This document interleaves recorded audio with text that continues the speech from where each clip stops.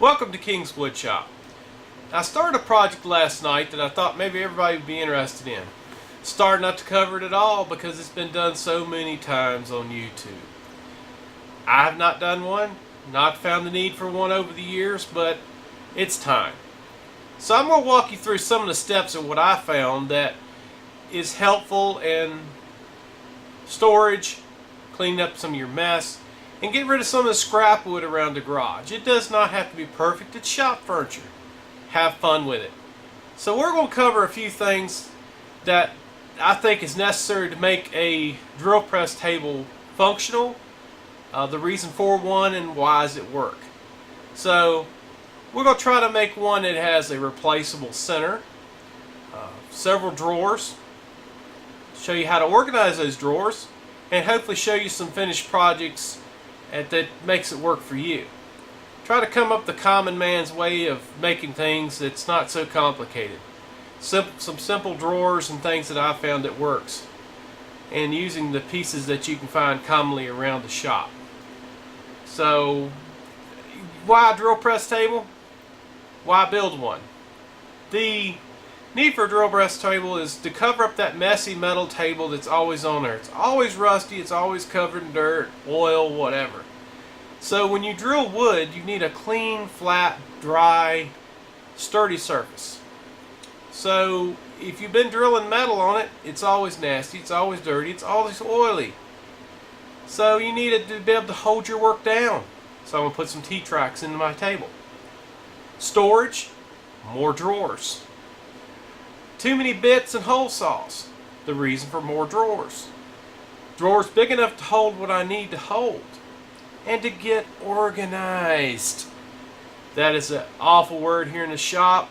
It never seems to work, and it's always a mess. So I'm going to show you some of the mess in the drawer and some of the stuff and ways we're going to try to clean it up.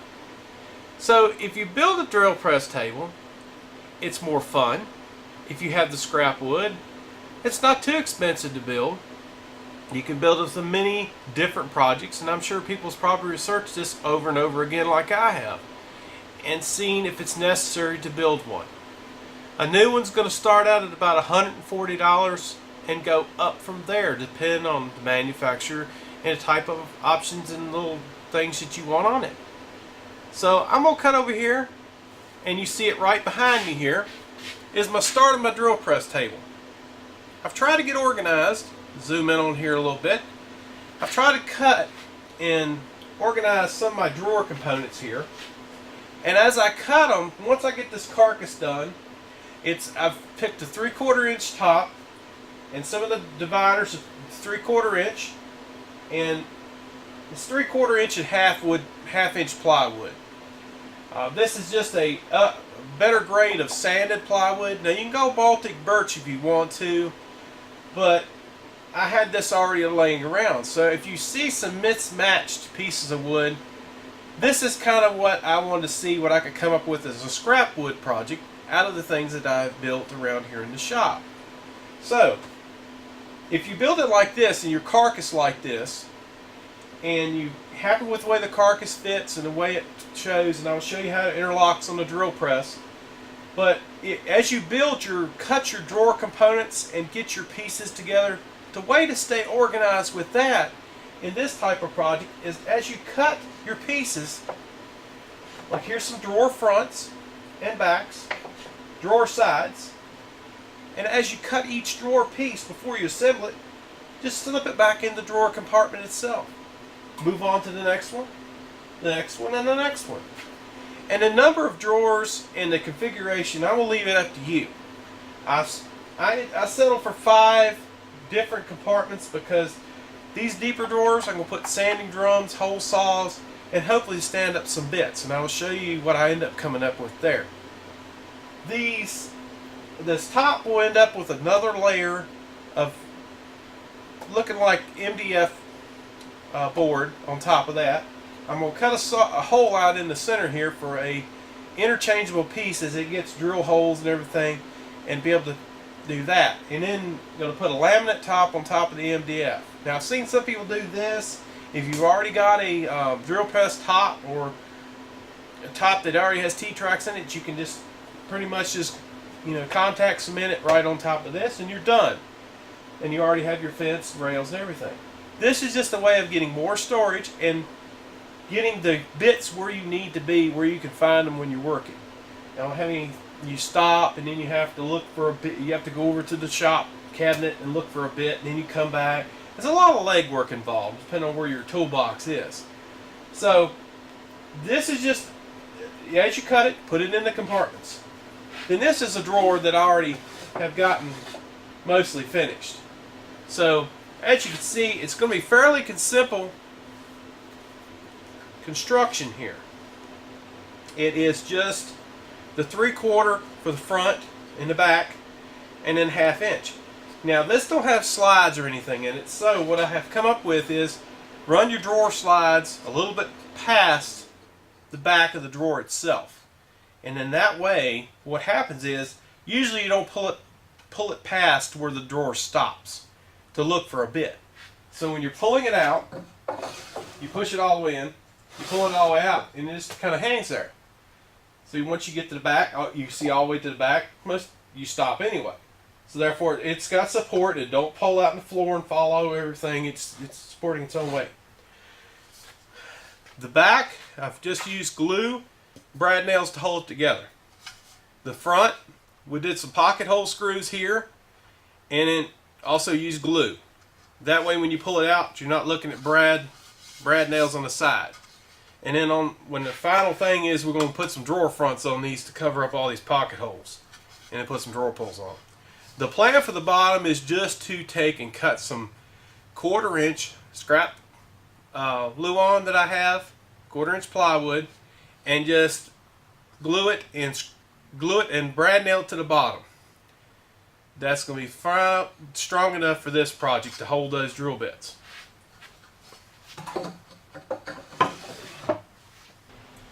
Well, let me take you over here to this drill bit drawer I have all my drill bits dumped into. This is a mess. It is hole saws, countersink bits, auger bits, just the big spade bits, and then I've got another box here full of bits. The drawer above it, this is more of a brad point woodworking only stuff, a few router bits, and we'll get those organized later on. But right now we're going to concentrate on this drill press table. So I'm going to get to this, start showing you some of the assembly of that. We're back over here at the bench now. This project, after I just showed you the drill bit drawer and what a mess it is, it really has motivated me to clean up.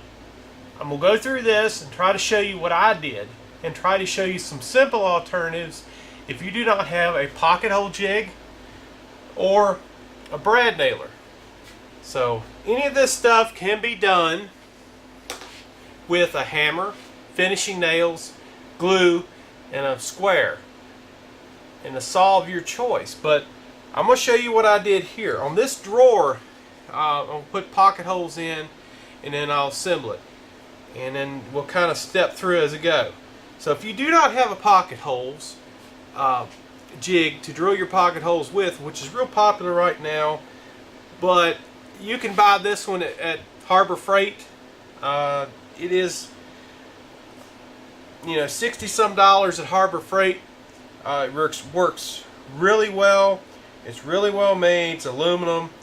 The only thing that I found a disadvantage is it does not like to do pocket holes in 1/2 inch plywood, but anything above 1/2 inch, it does a fairly decent job. So I'm going to show you here that in the front of these, just put 4 pocket holes.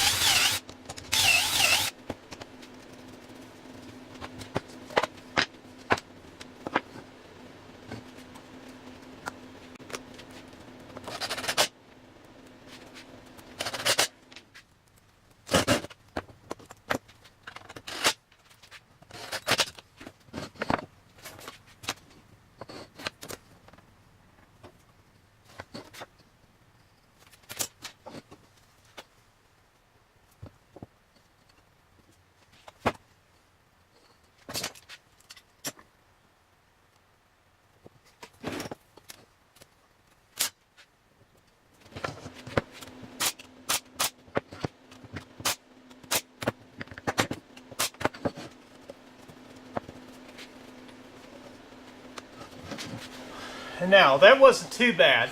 We took and put the drawer together with the pocket hole screws on the front, the brad nails on the back. Now also remember to let this go back in, this back part, leave it 3 inches in. This gives you your stops to keep the drawers from pulling all the way out and falling in the floor.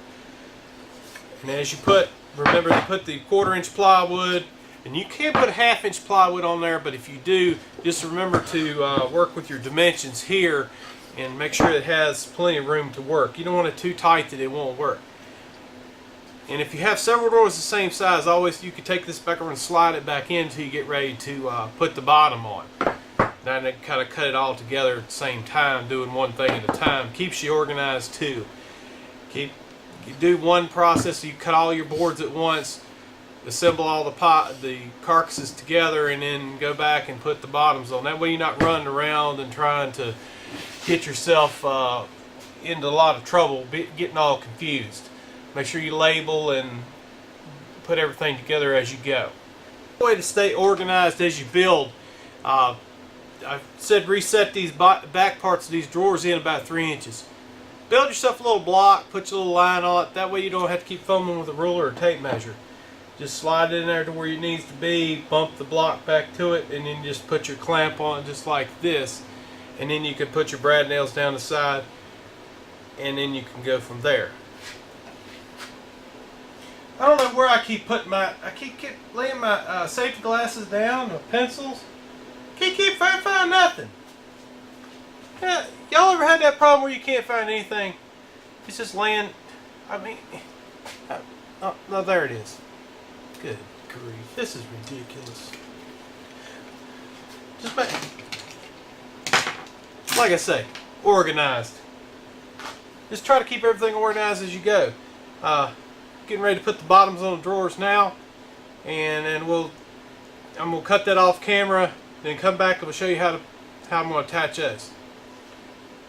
All right, got done cutting all the drawer bottoms, and like I said earlier, I'm using them out of scrap boards that I've had laying around for a couple years. 1/4 inch Luan board, 1/4 inch plywood. It's Luan seems to be, if you don't mind the pink color, it's nice and clear and can use it. And if it does bow up a little bit, just make sure that you put the bow side up, the hump up.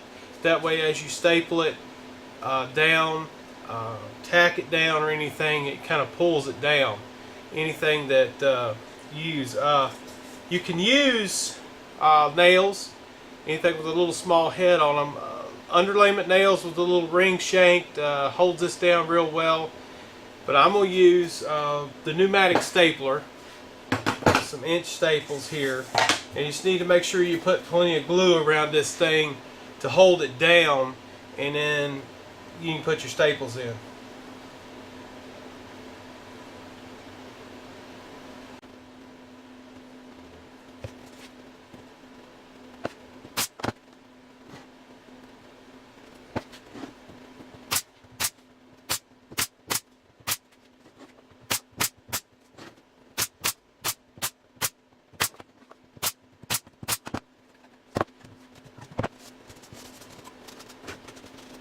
Just like that, staple this down, put plenty of glue on it, and even then the section here where there's no drawer, it's just a 3 inch hollow space, make sure you extend the bottom onto the end of the drawer, that way you have the consistent spacing all the way back, and then it should work fairly well.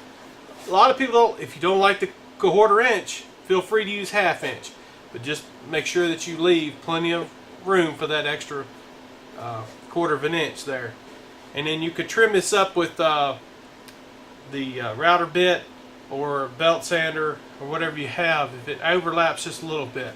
Just check and make sure these drawers are square before you start tacking on the bottom, because you can't do much with it after it dries and then it won't fit. Flush trim bit or laminate trimmer.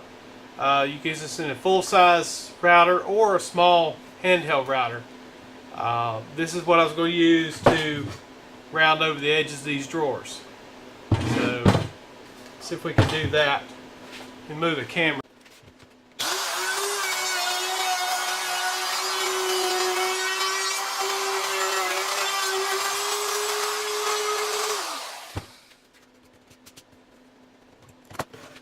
It cuts it all the way. Now you can run all the way around with this bit.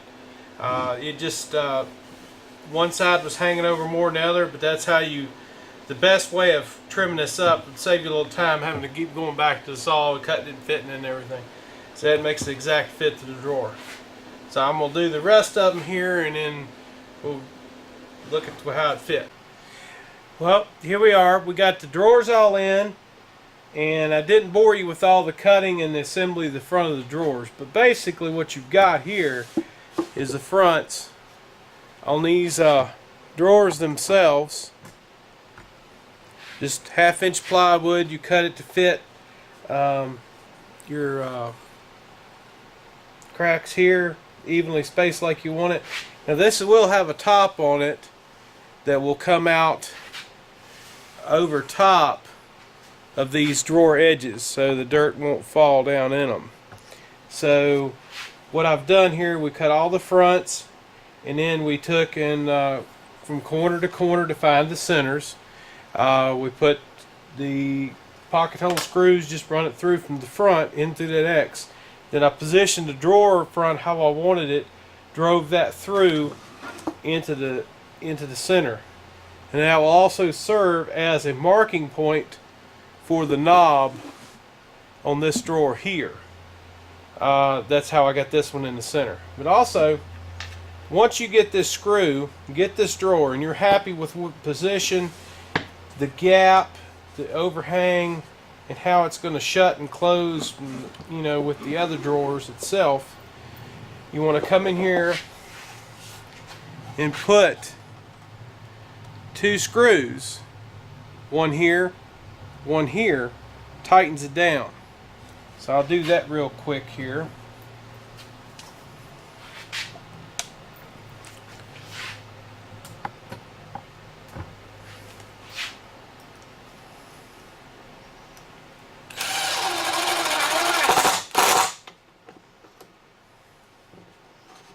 And this keeps the drawer front from sliding around while you put the hardware on.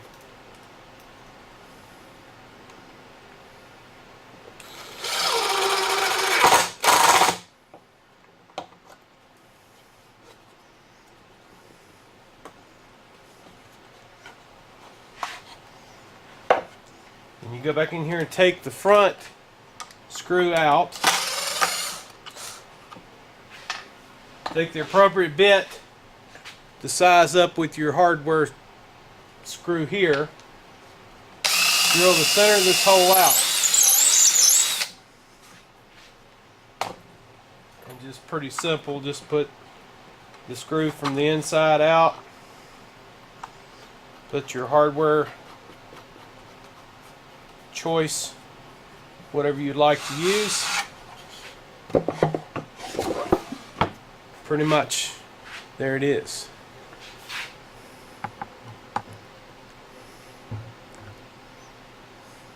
And like I said, this started out as a scrap wood project.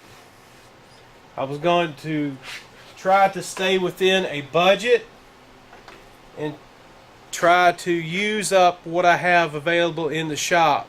Try to eliminate some of my scrap plywood sheet goods that I have laying around. So as you noticed, this drawer sides are yellow pine, where the rest of it is a ply, 1/2 inch plywood, birch ply. So, and if you were doing this brand new stock itself, you would take one full sheet and try to match the grain all in one from one sheet. So that's the reason none of this matches, because it's from different sheets, scrap sheets that I have laying around. So I'll put the rest of the hardware on here, and we'll talk about putting the top on.